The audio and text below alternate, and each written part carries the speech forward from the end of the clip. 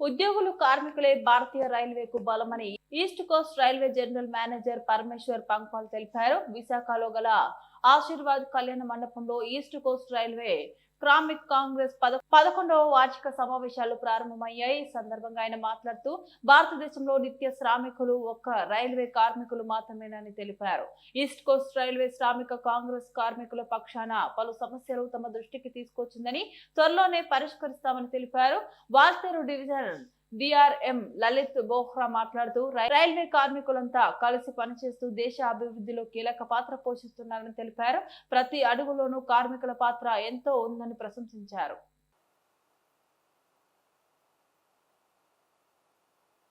I wish you all the best for next 2 days of deliberations.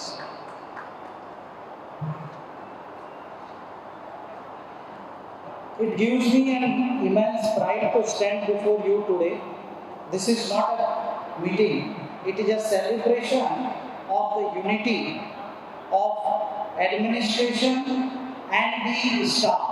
It is a place where we all come together and see that how our collective journey to make East Coast Railway one of the best performing zone in the country continues in the years ahead. Railway is not an organization, it's a parivar, it's a family.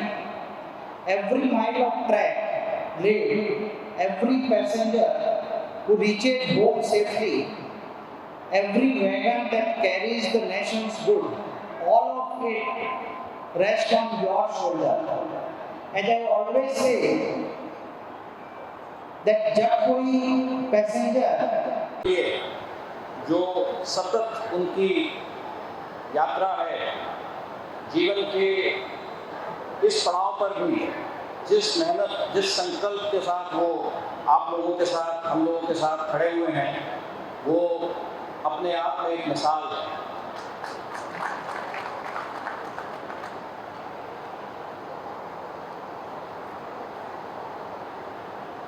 East coast railway, जैसा कि आप लोग सब जानते हैं, आप लोगों के अथक परिश्रम और समर्पण के कारण पूरे भारतीय रेलों में अपना एक सर्वश्रेष्ठ स्थान बनाए हुए हैं।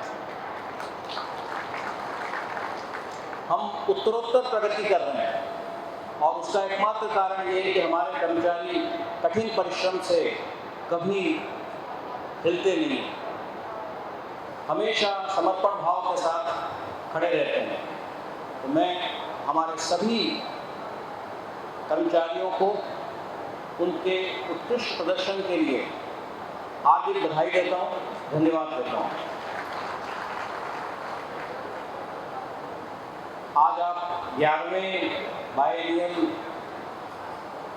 जनरल बॉडी मीटिंग के लिए इकट्ठे हुए हैं। 3 दिन आप लोग विस्तार से कई बिंदुओं पर चर्चा करेंगे। मैंने आपके रिजोल्यूशंस देखे हैं और पास्ट में ईस्ट कोस्ट रेलवे श्रमिक कांग्रेस ने जो मुद्दे प्रशासन के सामने उठाए हैं, उनके ऊपर भी जो टिप्पणियां हैं, जो उनके ऊपर कार्रवाई की गई है, वो भी एक संकलित करके पुस्तक में दी गई है। और मुझे विश्वास है कि आप आने वाले 3 दिनों में एक बहुत सार्थक चर्चा करके कैसे हम भारतीय रेल को और इस देश को आगे बढ़ा सकते हैं, कैसे अपनी समस्याओं से हम निजात पाकर आगे बढ़ सकते हैं, इस पर एक सार्थक चर्चा होगी, ऐसी मेरी उम्मीद है, ऐसी मेरी शुभकामनाएं हैं। मुझे एक कागज दिया गया है जिसमें हमारे बहुत ही इफेक्टिव एक जो हमारे कार्मिक विभाग की मशीनरी है जो काम कर रही है, उसमें कुछ मुझे आंकड़े दिए हैं और मैं उसमें से कुछ आंकड़े आपके सामने प्रस्तुत करूंगा। मैं मानता हूं कि ये एक यात्रा है और इसमें हमें और आगे बहुत काम करना है।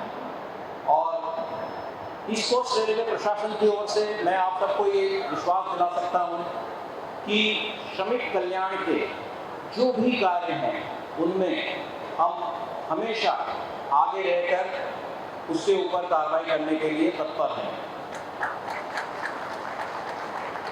विशेष रूप से मेरी पूरी टीम और मेरे दरवाजे हमेशा किसी भी समस्या को लेकर यदि कोई कर्मचारी आता है उसके लिए खुले।